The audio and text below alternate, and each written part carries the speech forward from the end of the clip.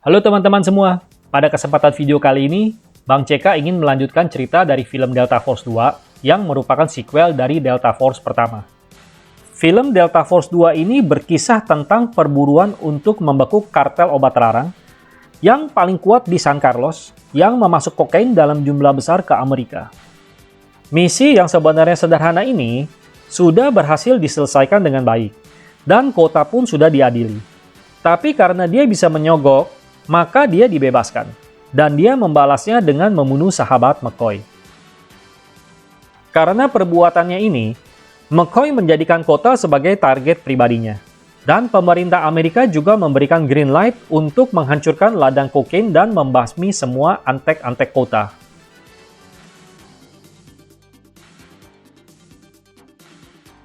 Film ini dibintangi oleh siapa lagi kalau bukan Chuck Norris yang melanjutkan perannya sebagai McCoy, dan Billy Drago sebagai Ramon Kota, yang memang tampangnya nih orang benar-benar ngeselin sih.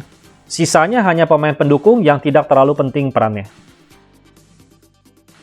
Oke, sekarang kita mulai ceritanya. Film dibuka pada suatu acara pesta topeng.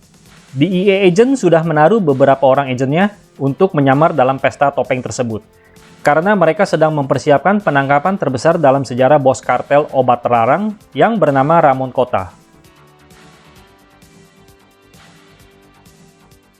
Tapi rupanya penyamaran mereka sudah terbongkar, dan 3 orang agen DEA tewas diberondong peluru oleh anak buah Kota.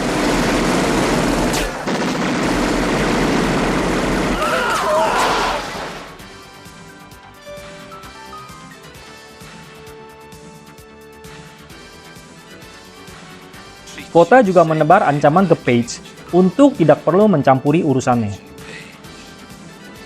Kota terbang ke San Carlos untuk bertemu dengan Miguel, dan mereka berkendara menuju istananya di puncak gunung yang dikelilingi oleh perkebunan ladang kokain. Dalam perjalanannya, Miguel menginfokan bahwa ada 8 pengiriman mereka yang digagalkan oleh DEA. Kota bilang, kalau begitu berarti ada mata-mata di dalam organisasi kita. Miguel berniat untuk menginvestigasinya, tapi Kota bilang lain kali saja, karena sekarang dia akan ditugasi ke Amerika untuk bertemu dengan calon distributor kokain yang baru.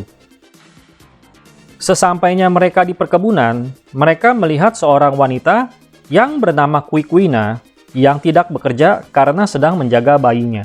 Tapi dengan bengis, Kota menyuruh anak buahnya merebut bayi dari wanita tersebut dan bahkan membunuh suaminya.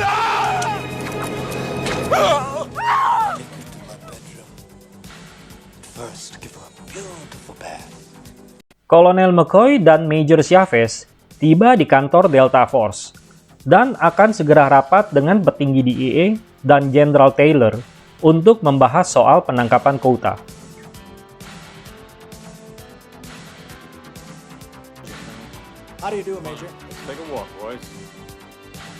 Kota dapat beroperasi dengan bebas di San Carlos karena mendapat perlindungan dari Jenderal Olmedo. Soalnya Olmedo ikut kecipratan cuan dari penjualan barang laknat tersebut. DEA meminta bantuan Delta Force karena mata-mata DEA tidak mau lagi jika agen DEA yang ditugaskan untuk menangkap Kota. Page meminta McCoy dan Chavez untuk naik taksi yang ada di depan gedung.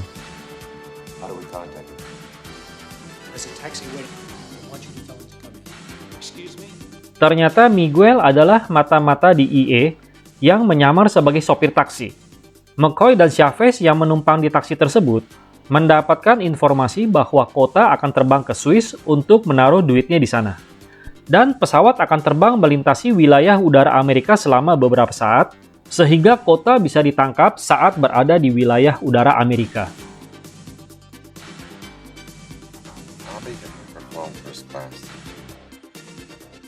McCoy dan Chavez menyamar menjadi penumpang di pesawat tersebut.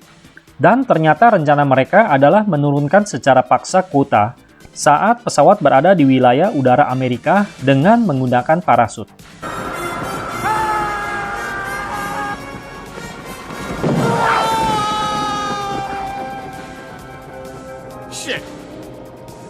Kota pun diadili di Amerika, tapi pengacaranya bisa nyogok hakim dan orang-orang di pengadilan, sehingga Kota bisa bayar denda saja dan dibebaskan.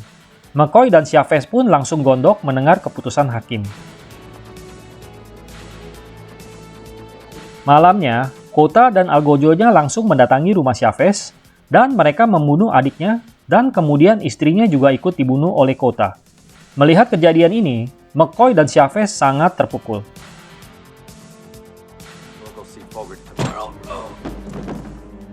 Chavez berniat balas dendam seorang diri, tapi aksinya kepergok oleh Page. Page melarang Chavez untuk main hakim sendiri. Tapi di luar dugaan, keberadaan mereka juga sudah diketahui, dan mereka semua kemudian disandera oleh kartel Kota.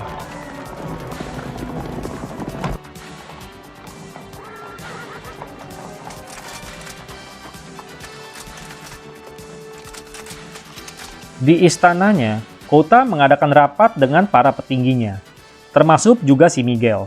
Dan di sini Miguel dihabisi oleh Kota karena penyamarannya sudah terbongkar. Kota juga membunuh Chavez menggunakan asap beracun.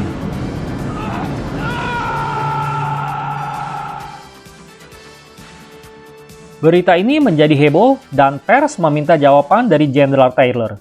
Tapi Jenderal menjawab tidak tahu menahu soal aksi Chavez yang membuatnya terbunuh.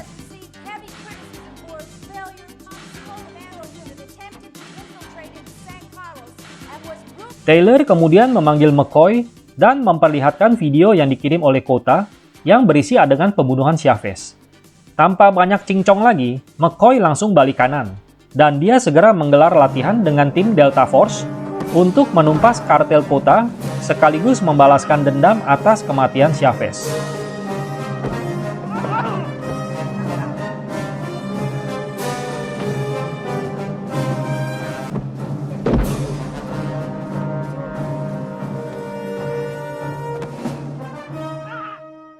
Besok harinya, McCoy menghadap Jenderal Taylor untuk melihat foto-foto istana dan area kekuasaan Kota yang diambil dari foto udara.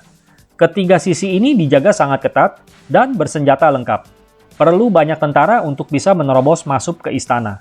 Satu sisi terakhir adalah tebing yang sangat terjal dan dikatakan tidak bisa dipanjat. Taylor mendapat kabar dari Presiden bahwa Presiden Alcazar akan bertindak kooperatif dalam operasi penumpasan kartel Kota dan antek-anteknya. Dan Taylor memberikan green light ke McCoy untuk menyiapkan pasukan yang siap diberangkatkan 1 minggu lagi. McCoy kembali menggelar sesi latihan untuk mematangkan operasi ini agar segalanya berjalan sesuai rencana. Tiba-tiba Taylor datang ke camp dan memberitahukan bahwa misi mereka sudah bocor, dan Kota bakal mengeksekusi Page dan 2 agen DEA lainnya. Begitu tim Delta Force mendarat di San Carlos.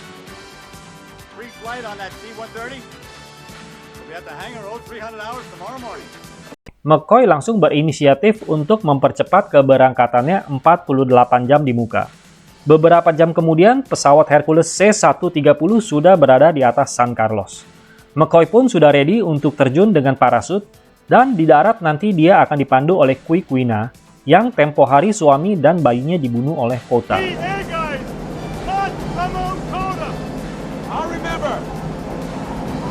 McCoy mendarat dengan mulus dan bertemu dengan Quiquina. Dan tanpa buang-buang waktu lagi, dia langsung diantar ke tebing yang mematikan tersebut. McCoy pun langsung memanjat tebing tersebut. Perjuangan memanjat tebing tersebut memang tidak mudah, dan perlu skill tingkat dewa untuk bisa sampai ke atas.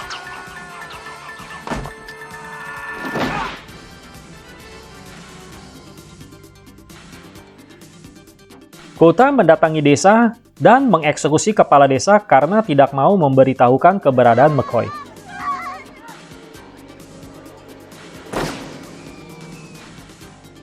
Ernesto datang menghampiri Taylor dengan membawa kabar bahwa misi penghancuran ladang kokain milik Kota tidak bisa dilanjutkan, karena Jenderal Olmeda sudah terlebih dahulu menghanguskan 100.000 hektar ladang kokain dan menghancurkan 7 lab. Maka dari itu, tim Delta Force tidak diperlukan lagi bantuannya.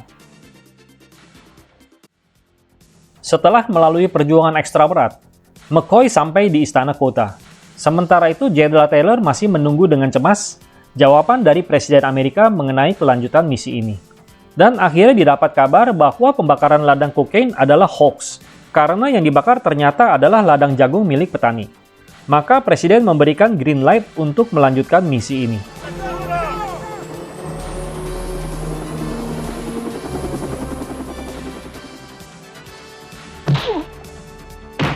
Sementara itu, McCoy sudah masuk ke pelataran istana kota dan mensabotase sistem perlindungan di area istananya. McCoy menginfokan ke Jenderal Taylor bahwa dia sudah bisa bersiap untuk menyerang.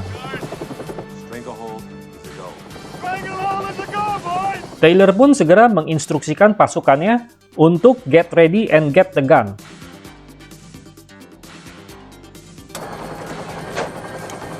General Taylor, what are you doing? Taking a little detour.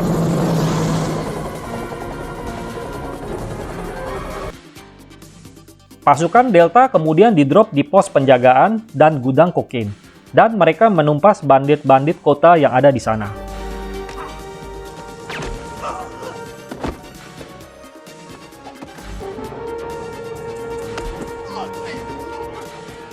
Sementara itu, Taylor OTW ke ladang kokain milik Olmeda, dan Taylor memporak-porandakan lab dan gudang kokain milik Olmeda.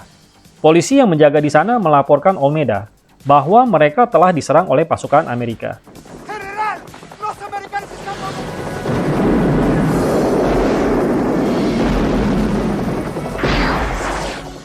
Olmeda segera menginstruksikan Red Alert kepada semua pasukannya, sehingga semua pasukannya bersiap untuk membalas perbuatan tim Delta Force. McCoy akhirnya menemukan agen DEA yang disandera dan membebaskan mereka, serta meminta mereka untuk segera kabur dari lokasi tersebut. Sementara McCoy masih punya urusan pribadi dengan Kota. McCoy masuk ke dalam kamar untuk mencari keberadaan Kota, dan malah bertemu dengan Carlos si Algojo Bengis. Adu jotos pun terjadi. Setelah sempat dijadikan samsak oleh Carlos, sekarang giliran McCoy melawan balik dan berhasil menewaskan Carlos. My turn to teach.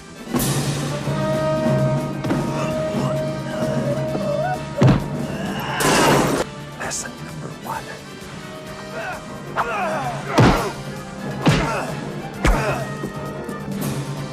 Lesson number 2.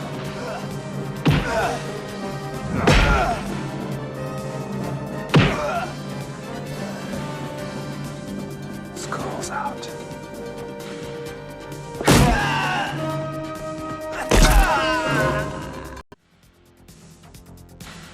Berbarengan dengan itu, Kota masuk dan menyandera McCoy dan menaruhnya di ruang penyiksaan. Tapi McCoy beruntung. Taylor tiba pada saat yang tepat dan langsung membombardir istana Kota dengan rudal, sehingga ruang kaca penyiksaan tersebut retak dan bisa dijebol oleh McCoy, sementara Kota pingsan terkena ledakan tersebut.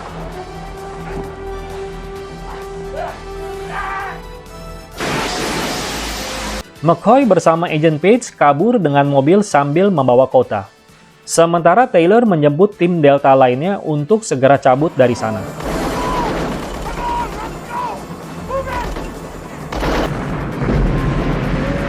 Olmeda terus memburu McCoy dan membombardir McCoy dengan rudal, sehingga mobil McCoy pun akhirnya rontok terkena rudal.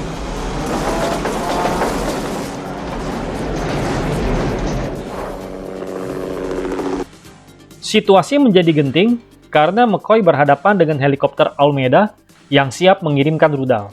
Dan tidak diduga-duga, tiba-tiba di belakang Olmeda muncul Taylor yang langsung menghadiahi Olmeda dengan rudal. McCoy pun bisa melanjutkan pelariannya. Tapi pasukan darat Olmeda terus memburunya sampai ke desa Quiquina. Di sini McCoy kembali terpojok karena dikeroyok oleh tentara Olmeda. Untung Taylor kembali tiba pada saat yang tepat, sehingga McCoy bisa selamat dari kepungan tentara Olmeda.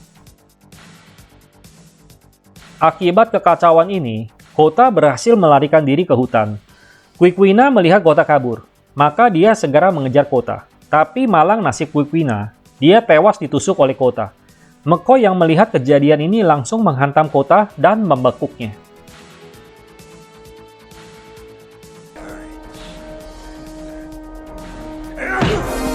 McCoy kemudian menggendong Kota untuk dibawa ke Amerika untuk kemudian diadili di sana. Tapi pasukan Olmeda terus mengejarnya dan hampir berhasil memutuskan tali yang digunakan untuk membawa mereka kabur dari hutan. Akhirnya mereka semua berhasil kabur dari pasukan Olmeda, dan mereka semua sudah OTW menuju kapal induk. Kota terus menebar ancaman dan bilang bahwa dia akan bebas lagi seperti tempo hari. McCoy sempat ingin memutus tali Kota, tapi tali tersebut keburu putus karena sebelumnya sempat terkena tebasan anak buah Kota. Sehingga Kota pasti akan menemui ajalnya karena terjun bebas tanpa parasut. Demikianlah kisah dari film Delta Force 2 The Colombian Connection. Walaupun film ini bukanlah film Chuck Norris yang istimewa, tapi cukup lumayan lah untuk mengisi waktu luang daripada bengong. Terima kasih kepada teman-teman semua yang sudah mendengarkan alur cerita film ini sampai habis.